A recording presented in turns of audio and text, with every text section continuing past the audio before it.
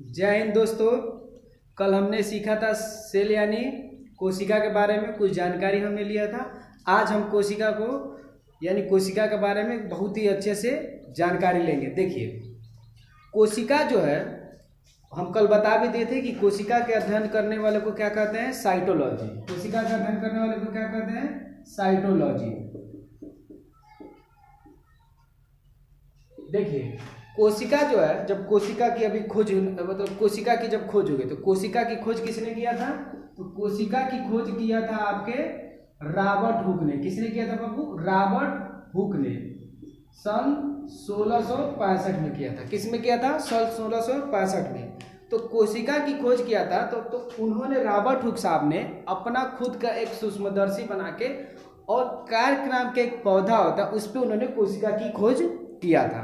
तो इन्होंने बताया कि कोशिका, उन्होंने अपने सूक्ष्मदर्शी वगैरह से बनाकर कोशिका की खोज की और उन्होंने बताया कि हर जीव का मतलब कोशिका जो है हर जीव में एक छोटी इकाई मतलब एक बहुत ही छोटा पार्ट है जिसको बोले उन्होंने नाम दिया कोशिका। क्या नाम दिया? कोशिका। लेकिन जब उन्होंने कोशिका की खोज की तो कार्क था, वो पौधा जो था वो मरा हुआ था, डेड था। तो इसलिए इनको फादर ऑफ साइटोलॉजी तो कहा जाता है, फादर ऑफ साइटोलॉजी यानी कोशिका के पिता इनको कहा जाता है। लेकिन मृत कोशिका की इन्होंने खोज किया था। किसकी खोज किया था? मृत कोशिका को। तो क्वेश्चन पूछेगा कि तो जीवित कोशिका की खोज किसने किया था? तो जीवित कोशिका की खोज किया था हमारे एंटोनियो लुएनहॉक। किसने किया था? एंटोनियो लुएनहॉक। एंटोनियो लुएनहॉक ने जीवित कोशिका की खोज किसने किया था? एंटोनियो लुएनहॉक। और रॉबर्ट हुक ने क्या किया था? कोशिका की खोज, मृत कोशिका की खोज किया था सन 1665 में। देखिए 1665 में क्या था और इसके ठीक 9 साल बाद इन्होंने खोज किया था जीवित कोशिका का। किसने किया था? एंटोनियो लुएनहॉक। अभी भी देखिए कोशिका की केवल खोज हुई है, कोशिका के बारे में कोई सिद्धांत नहीं दिया गया, कोई नियम नहीं दिया गया। उसके बाद 2 वैज्ञानिक हुए। कितने हुए? 2 वैज्ञानिक। इनका नाम था स्वान और स्लाइडेन। क्या नाम था? स्वान और स्लाइडेन। स्वान और स्लाइडेन। क्या नाम था बाबू? स्वान और स्लाइडेन। इन्होंने देखा और बताया कि जो कोशिका है, कोशिका और कुछ नहीं है, इन्हीं कोशिकाओं से मिलकर हमारी पूरी शरीर की संरचना हुई है। समझ में आया? तो इन्होंने कोशिका का सिद्धांत दिया। क्या दिया? सिद्धांत यानी नियम दिया कि कोशिका से मिलकर हमारी क्या बनी है? पूरी की पूरी शरीर बनी है, यानी बॉडी बनी है, या फिर हर जो भी ऑर्गन से जो भी जीव है वो किसी न किसी कोशिका से मिलकर बना है। तो इन्होंने क्या दिया? कोशिका का सिद्धांत दिया। क्या दिया? कोशिका का सिद्धांत। किसने दिया? स्वान और स्लाइडेन ने कोशिका का सिद्धांत इन्होंने दिया। तो क्वेश्चन पूछता है कॉम्पिटिटिव एग्जाम जो भी आप देते हैं, चाहे एसएससी हो गया, चाहे सीएचएसएल हो गया, चाहे जीडी का हो गया, चाहे यूपी टेट सीट, जो भी आप एग्जाम देते हैं उसमें ये एक एक नंबर का क्वेश्चन पूछता है। पूछेगा कि कोशिका की खोज किसने की, चाहे फादर ऑफ साइटोलॉजी। क्या? Father of cytology. Father of cytology यानी जनक। कोशिका के जनक कौन है? तो रॉबर्ट हुक। कौन है? Robert Hooke. देखिए इसको याद करना बहुत आसान तरीका होता है। जैसे कि मान लीजिए आप कोई भी चीज उठाते हैं, कोई छोटी चीज होता है, उसको उठाने के लिए आप क्या करते हैं? किसी हुक का प्रयोग करते हैं।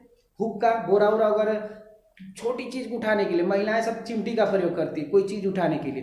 तो कोई चीज को उठाने के लिए हुक का प्रयोग करें। तो ऐसे याद करें कोशिका भी क्या है? छोटी है, तो उसको उठाने के लिए हुक का प्रयोग। तो रॉबर्ट हुक, कोशिका के जनक रॉबर्ट हुक, कोशिका की खोज रॉबर्ट हुक साहब ने किया था।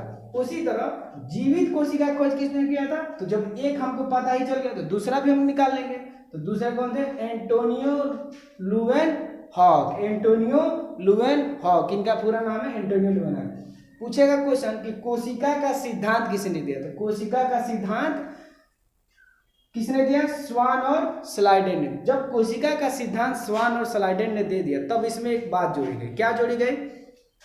कि ये कोशिका जो है संरचनात्मक और क्रियात्मक इकाई है। संरचनात्मक और क्रियात्मक इकाई, इसको हम मिटा देते हैं। संरचनात्मक और क्रियात्मक इकाई है कोशिका। क्या है? संरचनात्मक और क्रियात्मक इकाई है। यानी संरचनात्मक और क्रियात्मक का क्या मतलब है? संरचनात्मक मतलब कोई चीज संरचना यानी उससे मिलकर बना है, और क्रियात्मक मतलब बनने के बाद कोई ना कोई काम कर रहा है, तो उसी को बोलते हैं संरचनात्मक और क्रियात्मक इकाई है। ये हालांकि एकेडमिक लेवल की, इसको आपको जानना जो जरूरी है।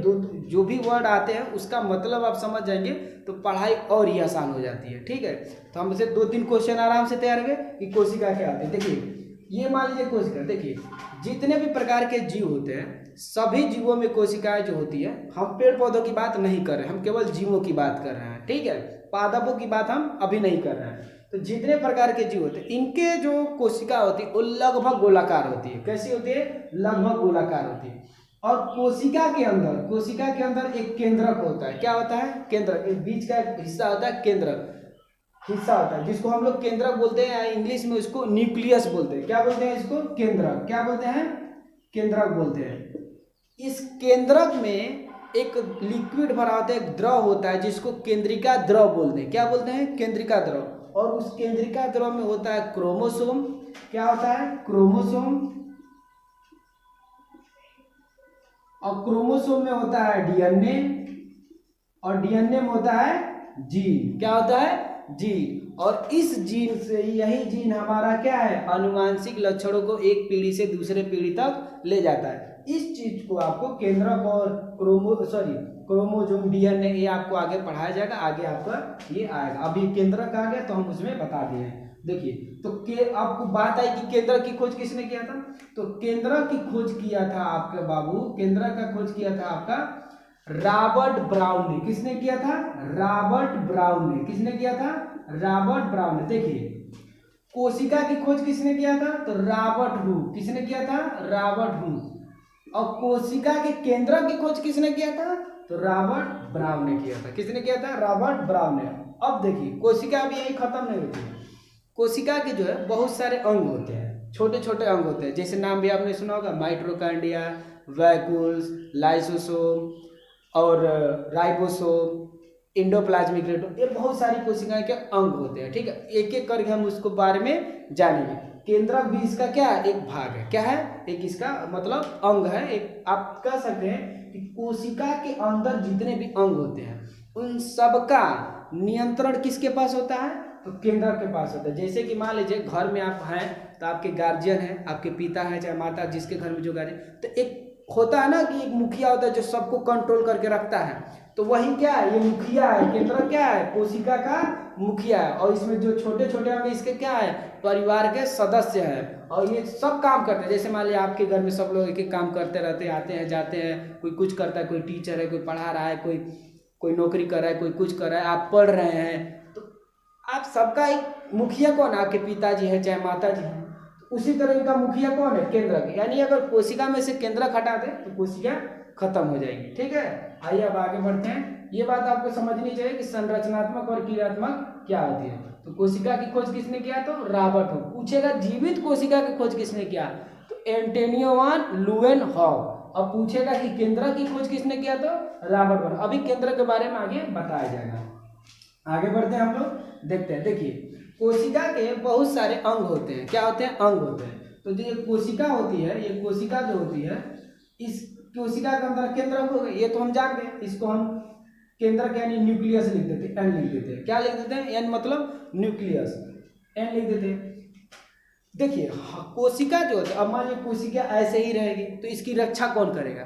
तो जितने भी प्रकार के कोशिकाएं होते हैं इनके बाहरी तरफ यानी इधर एक झिल्ली नुमा आकृति होती है। क्या होती है? झिल्ली नुमा आकृति होती है, जिसको हम लोग बोलते हैं सेल मेम्ब्रेन। क्या बोलते हैं? Cell membrane. क्या बोलते हैं? Cell membrane. सेल मेम्ब्रेन, इसको हिंदी में बोलते हैं कोशिका झिल्ली। क्या बोलते हैं? कोशिका झिल्ली। क्या बोलते हैं? कोशिका झिल्ली। देखिए ये क्या काम करता है, देखिए ये हम अंग पढ़ा रहे हैं बाबू, कोशिका का अंग अभी बता रहे हैं, अब अंदर धीरे धीरे जा रहे हैं, तो ध्यान से सुनिएगा। जो कोशिकाएं होती हैं उनकी रक्षा भी तो करनी चाहिए भाई। बाहर से जैसे आप घर और बनवाते हैं तो उसमें दरवाजा लगवाते हैं, खिड़की लगवाते हैं, ताकि आपको बाहरी से आप कुछ जा भी सके, आ भी सके, और बाहर से आपकी रक्षा भी हो सके। ठीक है, उसी तरह इस कोशिका की रक्षा करने के लिए बाहर से एक झिल्ली होती है। क्या होती है? झिल्ली होती है, जिसको हम लोग सेल मेम्ब्रेन या फिर कोशिका झिल्ली कहते हैं। ये क्या करता है? कोशिका के अंदर जितने भी मतलब अंग है, जैसे न्यूक्लियस हो गया, माइटोकांड्रिया हो गया, राइबोसोम हो गया, एंडोप्लाज्मिक रेटिकुलम हो गया, लाइसोसोम हो गया, जितने भी प्रकार के होते हैं सबकी रक्षा यानी सुरक्षा कौन करता है? ये सेल मेम्ब्रेन करता है। तो आप इसके बारे में जानिए, सेल मेम्ब्रेन कौन करता है? सेल मेम्ब्रेन कौन करता है? Cell membrane. ठीक है, ये अर्धपरागम्य होता है। अर्धपरागम्य मतलब इसमें क्या होता है कि कोशिका में, देखिए अर्धपरागम्य मतलब क्या होता है?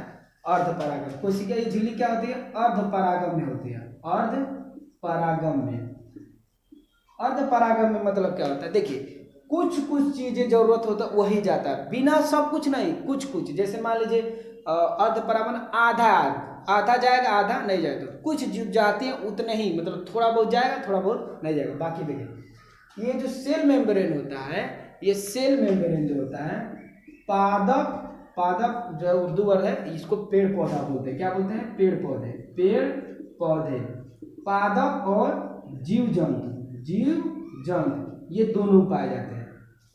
पहला, कोशिका का जो सेल मेम्ब्रेन होता है वो पादप और जीव जंतु दोनों में पाए जाते हैं। ठीक है, कोशिका का जो सेल मेम्ब्रेन है वो किस में पाया जाता है? सेल मेम्ब्रेन कोशिका झिल्ली पादप और जीव जंतु दोनों में पाया जाता है। ठीक है, कोई दिक्कत?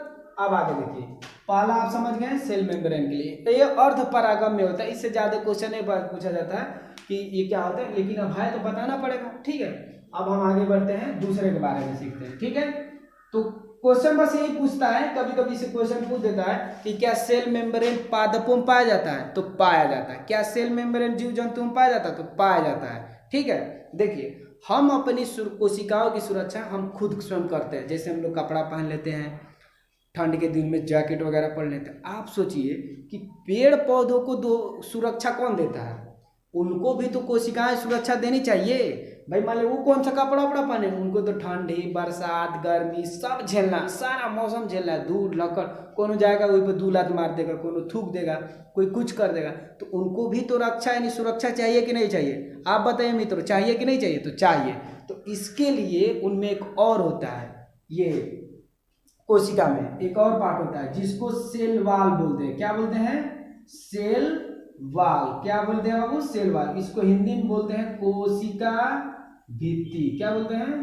कोशिका भित्ति। देखिए जब आप मार्केट में जाते हैं तो सामान खरीदते हैं, तो सामान खरीदते हैं तो जब ज्यादा सामान हो जाता है तो सिंगल प्लास्टिक में रहता है, तो क्या करता है दुकान वाला, ला भैया लाओ, उसको दोहरा देते हैं, भी दोहरा देते हैं। तो दोहराने का मतलब क्या है? आप जो सामान खरीदे हैं उस सामान को क्या है, दोहरी सुरक्षा दे रहा है, ताकि वो सामान रास्ते में छीटा बुआ ना जाए, कहीं मतलब गिर ना जाए, फट जाए, प्लास्टिक गिर ना जाए, इधर उधर बह ना जाए। ठीक है, तो उसके लिए यानी सेल वाल ये क्या करता है, कोशिका को, किसके, कोशिका को दोहरी सुरक्षा देता है। क्या देता है? दोहरी सुरक्षा देता है। एक तो हो गया सेल मेम्ब्रेन, और ऊपर से हो गया क्या, ऊपर से हो गया आपका, ऊपर से क्या हो गया, सेल वाल। क्या हो गया? Cell wall. लेकिन ये सेल वाल केवल और केवल पादप में पाए जाएंगे, यानी पेड़ पौधे में होते हैं। जो पेड़ पौधों का छाल होता है ना, वही सेल वाल होता है। ठीक है, वो दोहरी सुरक्षा देता है। ठीक है बाबू। और ये ठंड, जब पतझड़ का मौसम वगैरह आता है ना बाबू, जब पतझड़ का मौसम आता है, जब पेड़ पौधे अपना पत्ती गिरा देते हैं, तो उनमें वो नहीं होता है। आप पढ़े भी होंगे कि फोटोसिंथेसिस, वाष्पोत्सर्जन, ये क्रिया पेड़ पौधों के पत्तियों द्वारा होता है। वो अपना भोजन उसी से बनाते हैं। आप सोचिए पेड़ पौधे जब अपना पत्ती गिरा देते हैं तो भोजन वो बनाते कैसे होंगे? तो इसी से बनाते हैं, सब सेल वाल से। इन्हीं से इनको एनर्जी यानी भोजन मिलती है। बाद में पत्तियां आ जाती है कुछ दिनों बाद, उसको अलग। तो ये केवल किस में पाए जाएंगे? ये पाए जाएंगे पादप में। तो क्वेश्चन ये पूछता है कभी कभी, ये सेल वाल बना किसका होता है? तो ये सेल वाल बना होता है सेलुलोज का। किसका बना होता है? सेलुलोज का। किसका बना होता है? सेलुलोज का। किसका बना होता है? सेलुलोज का। देखिए हम आपको इसमें लिखा भी देते हैं, बता भी देते हैं, तो आप चाहे तो वीडियो को रोक के इन सब चीजों को लिख सकते हैं। हमने अभी तक क्या क्या बताया आपको? हमने आपको बताया कि कोशिका की खोज किसने किया था? तो कोशिका की खोज रॉबर्ट ब्राउन ने। किसने किया था? रॉबर्ट ब्राउन ने। पूछेगा कि जीवित कोशिका खोज किसने किया? तो एंटोनियो वान लुएनहॉग। क्या पूछेगा? लुएनहॉग। लास्ट का नाम याद रखेंगे, कोई दिक्कत नहीं है। एंटोनियो वान लुएनहॉग, हम दोबारा बोल देते हैं, एंटोनियो वान लुएनहॉग, इसको आप लिख लीजिएगा, ठीक। उसके बाद कहेगा कि सेल मेम्ब्रेन, कोशिका झिल्ली किसमें पाई जाती है? तो केवल और दोनों में पाई जाती है, पादप और जीव जंतु दोनों में पाई जाती है। क्वेश्चन पूछेगा कि सेल वॉल किसका बना होता है? तो सेल वॉल किसका बना होता है? सेलुलोज का बना होता है। किसका बना होता है? सेलुलोज का बनाता है। तो इस चीज को आप ध्यान से सुनिएगा, ठीक है बाबू। अब इसको हम आगे का वीडियो नेक्स्ट पार्ट में हम आपको बताएंगे, और तब तक के लिए आप इसका स्क्रीनशॉट ले सकते हैं या फिर इसको लिख सकते हैं। आगे मिलते रहेंगे। जय हिंद।